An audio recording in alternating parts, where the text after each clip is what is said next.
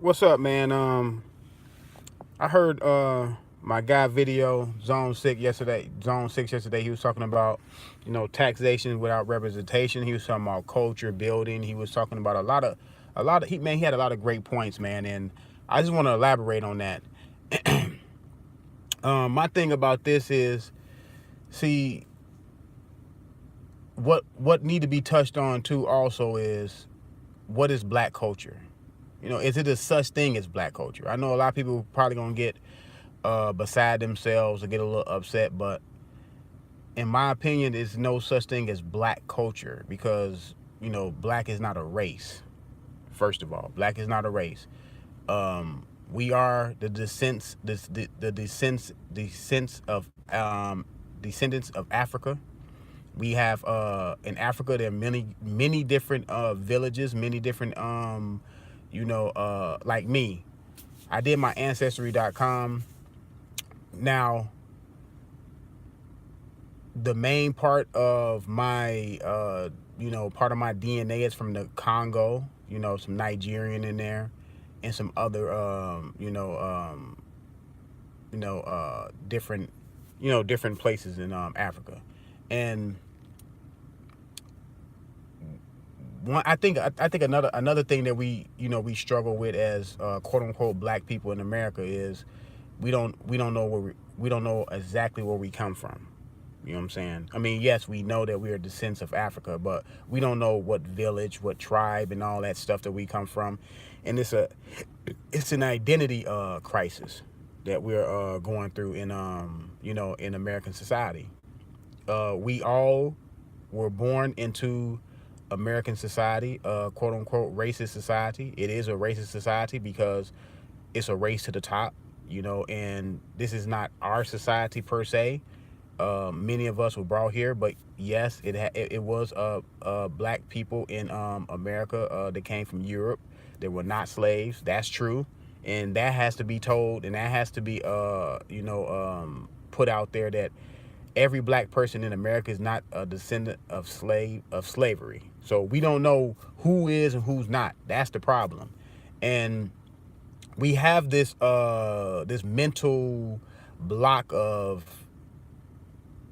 I my ancestors used to be slaves, therefore I have to battle and get to the top and try to rectify and just try to run away from that part of of your history. And knowing where you come from is is part of the battle that we are going through in America. And my thing is this: people say, "Oh, we have black culture." Okay, so what do we have? Because when you build in a culture, when you have a culture, first of all, you got to have land. We don't have any land. You know what I'm saying? We don't have any. We don't have any, like let's just say for instance Texas. If we had Texas, that'll be land. We own that. You know what I'm saying? And we you build from there. Then you have rules and regulations. You know what I'm saying? Like what Zone was touching on. You have your part of your part of your land, and this man has his part of his land, and we don't have to interact all the time, but you respect my land, I respect your land. I'm not gonna go building on your land. You're not gonna go building on my land unless we have some type of money transaction to where you say, hey, yeah, you can build this building here, but you got to pay me so much taxes, because of the building is here, things of that nature, and respect, and things of that, and things that everybody know about. And the thing is, men have to be at the forefront of leaders. You have to have leaders because it's a lot of the degenerates out here that a lot of societies, what they do when they build a culture, a lot of the degenerates that are recognized within the culture, they get rid of them. They get rid of those guys because you cannot build any type of foundation if you're going to have a lot of degenerates that are not going to carry on and pass on the culture generation after generation after generation. Because if you're going to have kinks in that culture, then it get weak. It gets weaker and it get weaker and it get weaker and it gets weaker. You know what I'm saying? So I'm not saying women are not essential. Yeah, women, you need women because you have to procreate with the women and, you know, raise the kids and things of that nature. But men are society builders. You know what I'm saying? It's in our nature to want to you know, lead something and want to be ahead of something. That's why it starts in your household.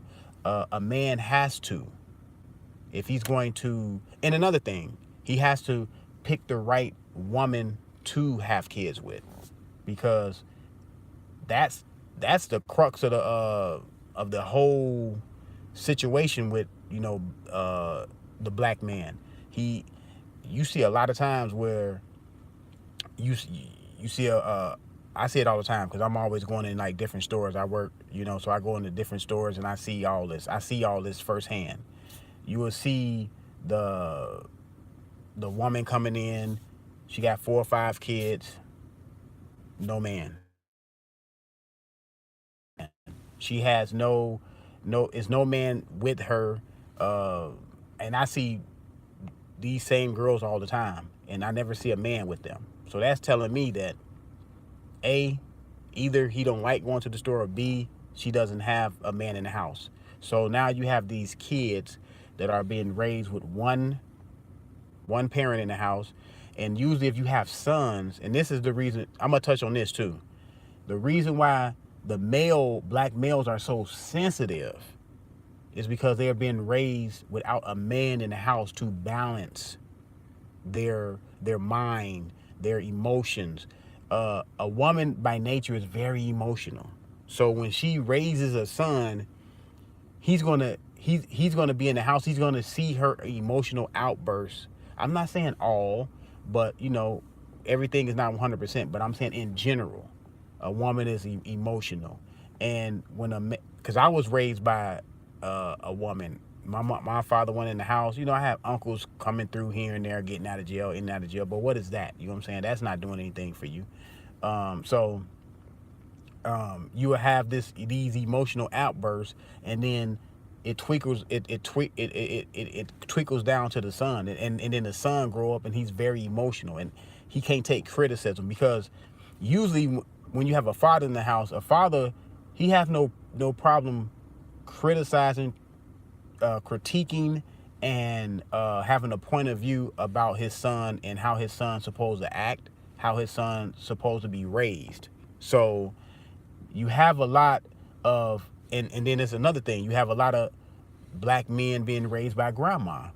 What usually do grandma do? Because I had a grandmother before she passed away a couple years ago, and when I was younger, you can get anything from your grandmother. You could never do anything really wrong in your grandmother's eyes.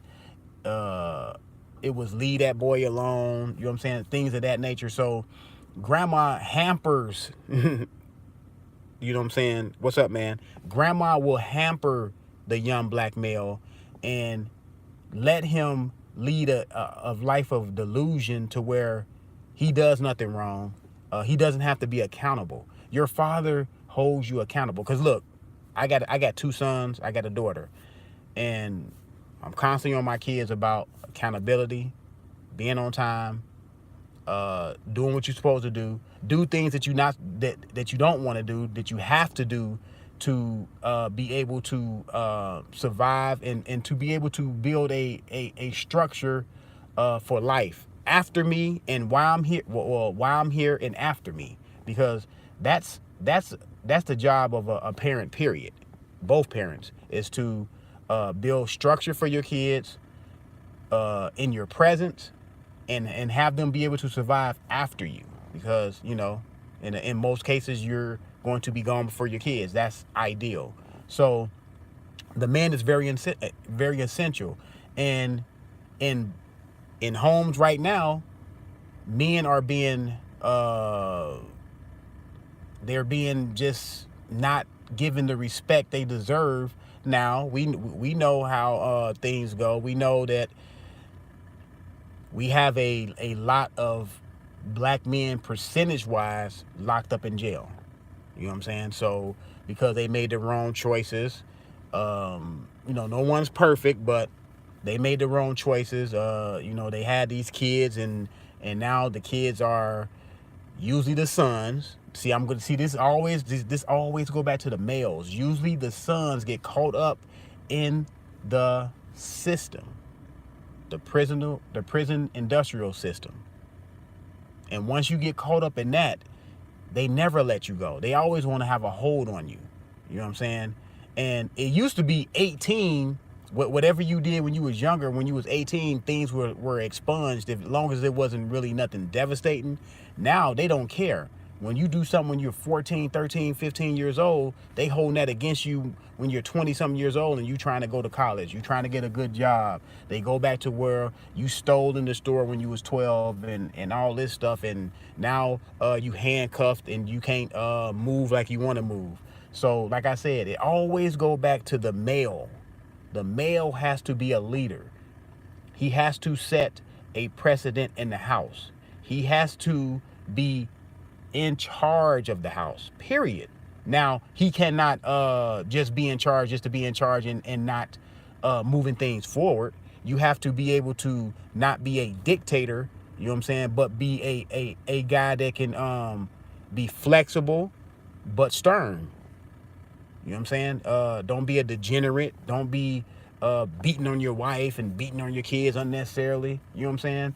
You got to set a standard of calmness. See, that's what a man's supposed to bring. A man's supposed to bring calmness to the situation. I'm not saying a man is not going to get angry. Of course he's going to get angry. Of course he's going to lose control sometimes. I'm just saying in general, he has to bring a sense of calmness to the house, a calmness to the culture, a calmness to his society that he built. When he built the society, he has to have a sense of calmness, because look, I'm going to go to a sports analogy.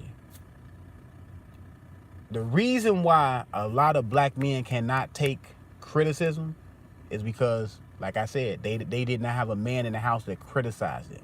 They had a woman in the house that was, for the most part, a lot of times pampering them.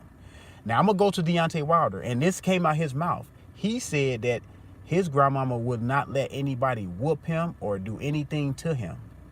See, that goes back to the grandmother thing. And Deontay Wilder says he can take criticism. That's what he says. But now he's been doing his rounds on these shows, which is good. He's out there getting his exposure. He was on the Jalen and Jacoby show. He was on First Things First. He was on not First Things First. He was on Speak for Yourself. He was on another he was on Colin Cowherd show, and he's been doing his rounds. And a lot of those guys on there said they thought he lost a fight, and you can see in his face, you can see in his body language that he does. Now, he didn't say anything about it, but you can just see in his body language that he did not like it. He did not like it one bit. And that goes back to, if you have a male that can balance your emotions from being too high and too low, you can be able to take some criticism. I'm not saying that we love criticism. Nobody loves criticism, but you have to be able to accept criticism. That way you can get better. See, it's a lot of people that's telling Wilder, this, and that. No, if Wilder just owned the fact that I didn't perform well, I'm going to do better next time. I'm going to get better. I'm going to get in the gym and get better, because that's my job. That's what I do. And no excuses. I'm going to come back and do better. That's what you need to do. And for people to look, I know some people don't like Andre Ward. I like Andre Ward. I thought when Andre Ward made that statement of Deontay Wilder is not going to want those problems, he was saying stylistically wise, he's not going to want those problems. Ask Roy Jones about Tarver. Ask Hopkins about Jermaine Taylor. Ask countless other fighters. Ask Manny Pacquiao about Marquez. There's always a guy out there that just asks Ali about Frazier. Ask Ali about Norton. There's always a guy out there that some way or somehow he's your equal, And for the most part, you're never really going to separate yourself from them. You may beat them, but you're never really going to have that absolute, you know what I'm saying, win. You know what I'm saying? Marquez was able to get it over Pacquiao when he knocked him out. You know what I'm saying? But Pacquiao was never able to get it over him. So I'm going to go back to the, you know, what I was talking about. I got a little bit off track, but I was just going to identify what, you know, certain aspects of your conversation. I was trying to go to the sports thing, but I like a lot of the points that you know, Zone brought up. And another thing too is the delusion of the black man's delusion. Now, when you ask people about black culture, you know the things they say rap music, the food, shoes, clothes, and dancing. That's all fine and dandy to say, okay, that's part of your culture. That should not be the foundation of the culture, because a lot of black people identify that with the foundation. That cannot be the foundation of the culture. You have to have the foundation of the culture has to be, you have the land, you have the rules and regulations, you have the economics. That should be the foundation of the culture. The rap, shoes, clothes, all that's the silverware. That cannot be the foundation. And that seems to be the foundation in America, in black America. I'm telling you, when you ask people about black culture, that's the first things they say. And, you know, the gangster rap and all that stuff, that's cool. That's entertainment. Look, I was brought up on that stuff. I'm not on here to bash all that. But as you get older, your mind expands. You cannot tell me that gangster rap is good for the black culture. You can't tell me it is. You can't tell me it's good. And another thing, the reason why I say men have to be at the forefront, if we can put things in perspective, people wouldn't take this gangster rap so literally. It's so many of it's so many of my friends and so many of people right now today, young men now, they take that stuff literally. Because they don't put it. No one was there to put it in the right context, in the right perspective for them to just say, hey, look, this is just entertainment. This is something that you like. Yes, you can like it. You can like it and things of that nature. But look, put things in perspective. This is not nothing. The things that they saying in this music and all that stuff, this is not nothing you have to aspire to be.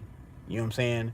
The calling women out their names and all this stuff, and, you know, different things of that nature. Y'all know what I'm talking about the gangster rap. Y'all know how the gangster rap go.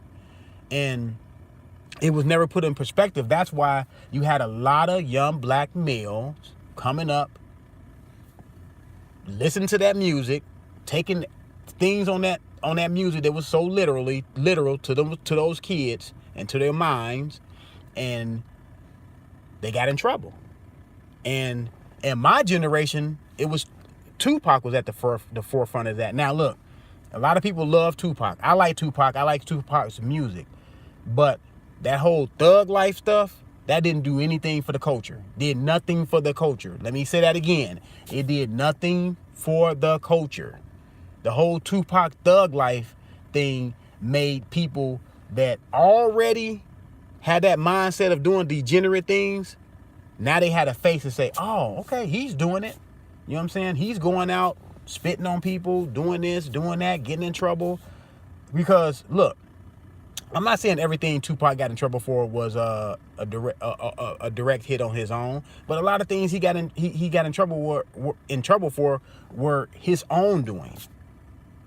And, you know, we can say this or that, this happened, but that whole thug life thing, man, that wasn't cool. And a lot of people went to jail. Now, I'm not putting it on Tupac, but what I'm gonna say is this: when you have influence, like Tupac had, and like I'm going back to the male thing, he was a male, he was a black male, he had an influence. He should have known better to. And look, I understand he was trying to build a culture personality, and that's what he did. He was trying to make money. But like I said, We can't have black culture if the leaders, the people that's supposed to be leaders, or people that people look up to be leaders, they're not really leaders, because Tupac wasn't a leader, man. He was not a leader. I'm gonna say it again. He was not a leader. He was a great artist.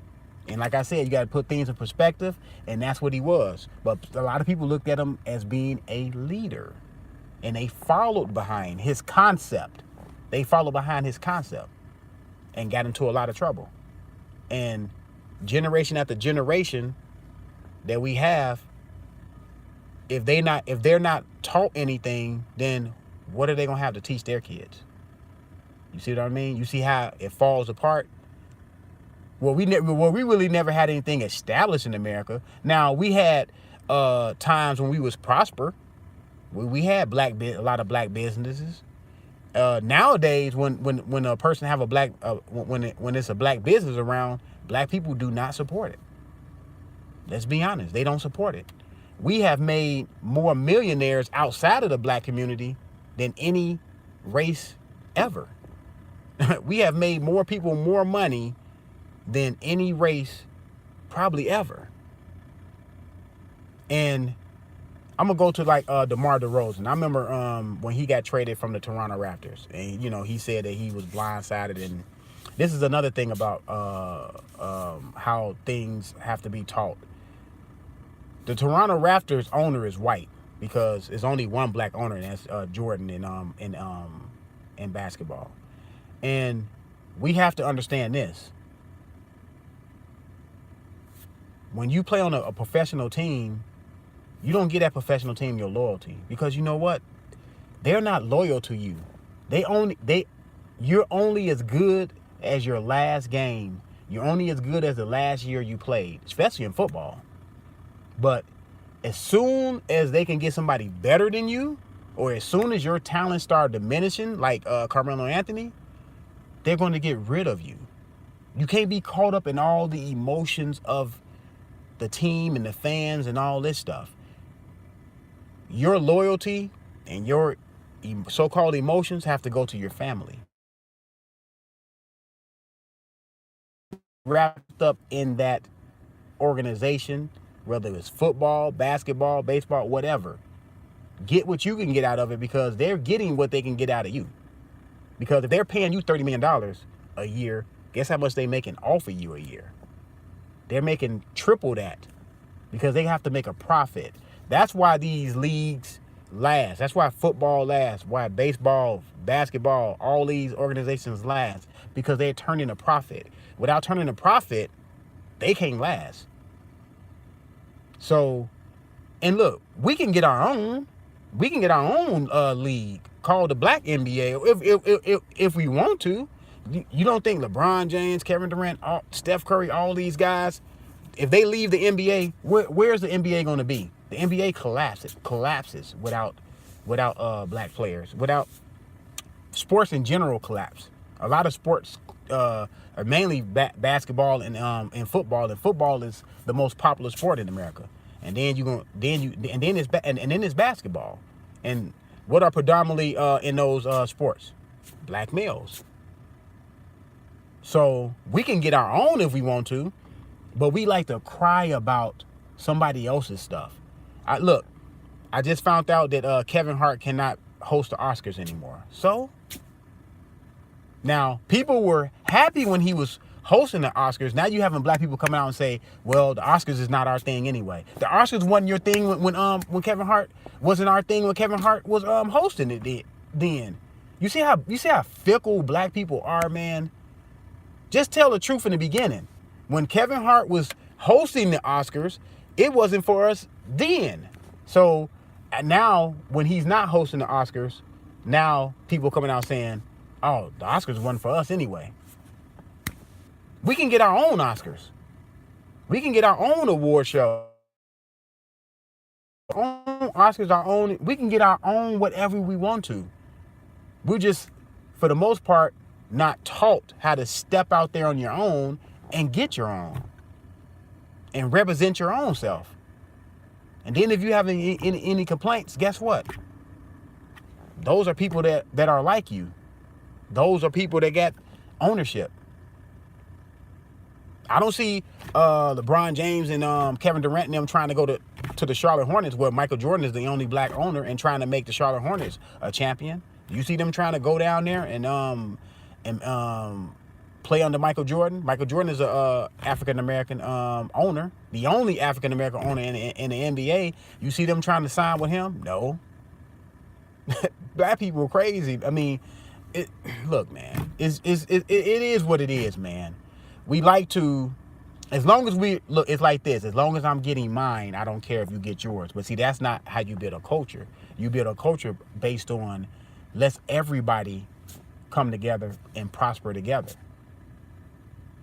Because let's be honest, when you have a team of black players and a team of white players, you have, let's just say basketball for instance. The black player is always taught to be the best individual player. You see how that is? Individual player.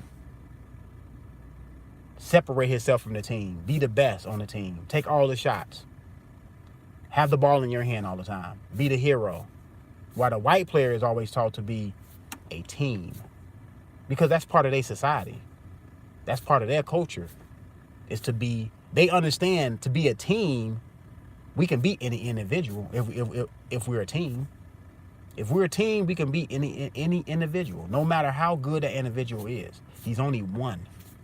He's only one. And when I remember one year I was in high school, we went downstate for basketball. We had the best player in that downstate, but he was the only player on our team that was, he was the best player on the team. So a lot of people gave him a lot of clout. So guess what? He was an individual. He wanted to be the star. He took most of all the shots. He had the ball in his hand all the time. Got downstate. Guess who they lost to? They lost to a slow white team because guess what? They were a team. We beat everybody else, went downstate, boom, lost the first game. To a team that we should have beat if we would have played as a team. If everybody would have felt like they were part of the team, we would have won. You see what I mean? That's the only way you're gonna build a culture. It has to be a team. It has to be a team. Prosperity, rules and regulations, economics, land, all that good stuff. But first, we have to get out. We have to get out of this slave mentality. This slave mentality that I can't do anything unless my hand is being held. Oh, don't criticize me. I'm sensitive. You know what I'm saying? So, a lot of people will get angry about that. A lot of people, hey, look, but the truth need to be told, man. The truth. I hear so many people. I hear so many people praise Tupac, man. Look, I like Tupac, man, but I hear people praising him for the wrong reasons. Glorifying him for the wrong reasons, man. Okay, you can glorify and say his music was this and that. He was a tremendous artist, man. In the field that he did. Tremendous artist. But all that other stuff he did, that wasn't acceptable. It was a generation and a half of kids that seen males that seen what he did, that grew up on that. And they're 30 and 40 years old and they still running behind that cult of personality that Tupac put out there. But man, that's my that's a little bit of my take on it. You know what I'm saying? I thought that was a great. And look, another thing about socially conscious people, like Zone said, we have to start putting in application. It's okay to be socially conscious and understand your surroundings and what's going on. That's one thing. That's only a 0.5% of what you need to start moving forward. You got to start putting stuff in application. That whole socially conscious thing, people are happy about being socially conscious. I've never seen so many people be so happy about being. Do you know that? Now look, good, bad, or different, you can agree or disagree with them. Malcolm X, Martin Luther King, Medgar Evers, all these guys, they put things into application. They were just not socially, quote unquote, socially conscious on Twitter, and just whatever come in their mind, they putting on Twitter, and they just think that's going, and they want to feel good for a second. People want to put things out there and just feel good for a second. You know what I'm saying? People want to, it's this old analogy. Do you want to live like a king for 5 years, or you want to live like a prince for the rest of your life? How you want to do it? Because I remember growing up in the projects, and you look outside in the parking lot, we all living in the projects, we all poor, but people got Lexus. The year it came out, that year, they got Mercedes-Benz parked out there. And you saying to yourself, see, this is black people mentality, man. We don't have a ruler class mentality for the most part. You put all your resources in a car, but look how you living. So a car is more important. Jordans, wearing the fashionable clothes and all that stuff is more important than go buy a house. Invest in the house. Go buy that house for $60,000. Build it up. In about 5 years, that same house that you paid $60,000 for, now that house is worth $140,000, $150,000. That car that you just brought, that car off the lot, that bad boy goes down. The depreciation goes down. A lot of people don't know that, man. A lot of people don't understand that. But that's my perspective, man. I'm gonna get out of here, man.